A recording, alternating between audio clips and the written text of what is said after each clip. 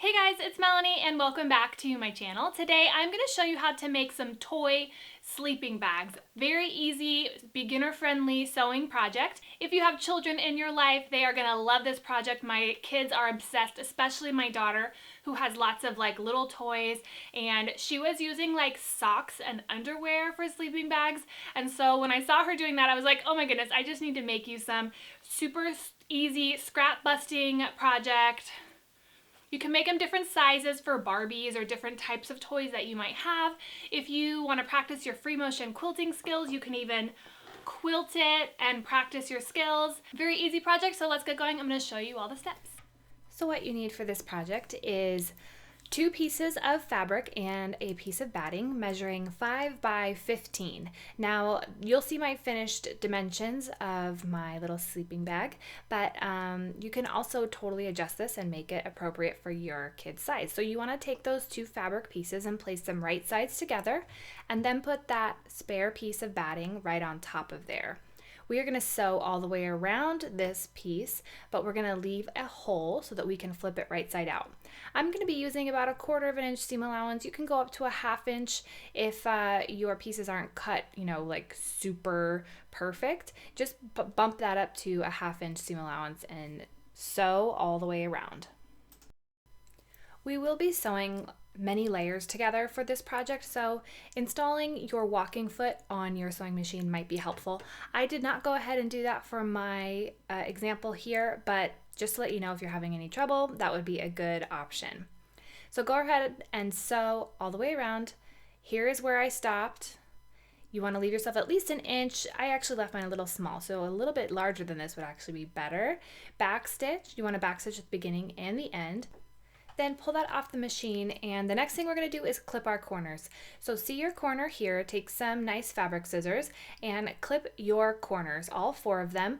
Don't get your threads. I'll show you right here. Don't clip your threads. We just want to make sure that those points will come out nice and sharp and minimize the bulk that's going to be in those corners. So trim those all down, and then we are going to flip this right side out. So you can kind of see that here. Flip it right side out, and then using a chopstick or a point turner, get those points nice and neat looking and popped out. And then we are going to give this a nice good press. Pressing is one of my secret tips to sewing. If you're really good with the pressing, you can really get some nice results. Then I want you to make sure to press that hole that we had for flipping it right side out. Make sure you give that a nice good press too, so that that stays flat as you're going to sew this next step. So now you want to decide your orientation, what part is going to be on the outside, which part is going to be on the inside, and fold your piece up about here. This is not too scientific, whatever you think is best. And then you're going to start on the bottom, back stitch, and then go all the way around in kind of like a U shape. And that's going to get our edges closed, and then that's also going to close up that hole that we made originally. So back stitch, and then I just used the width of my presser foot and sewed this.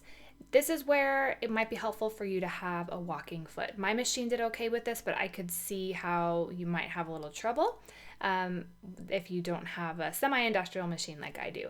So I just used the width of my presser foot and sew all the way around, and I back stitched at the opening because obviously little hands might be a little bit more rough on these than grown-ups. So we want to reinforce that a little bit, and then just continue going all the way around. Here we go again. Here is where you will back stitch again, and you might have to adjust your presser foot a little bit to get over that bulk. No big deal. Back stitch, continue going all the way down. And this is really all there is to it. Really think about how you can customize this to your own child's toys. You can make a really long one for Barbies or shorter ones for lots of small toys. My daughter's really into Princess Palace pets, so something like that, like a shorter one would be good for that. Great scrap busting project. So here's how it's looking. And here I'm going to show you an example of how I free motion quilted one that had this cloud fabric on here. So I just sort of mimicking that cloud shape on here just to give you an idea of what it would look like if it was quilted. I will link some of my videos in the description box below if you want to free motion quilt. There's several tutorials that I have on here, so I will link those below. But mostly I wanted just to give you an idea of how it would look if you added the quilting. And you can use the free motion or just do straight lines as well.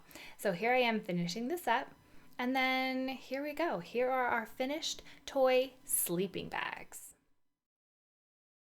All right, guys, that was it. What did you think of that project? I hope that seemed easy to follow and that inspires you to make something fun for your kids. Let me know down below if you have any questions or what you think about this project. I would love to hear. Also, be sure to give this video a thumbs up and subscribe if you are not already, and I will see you in the next video. Bye.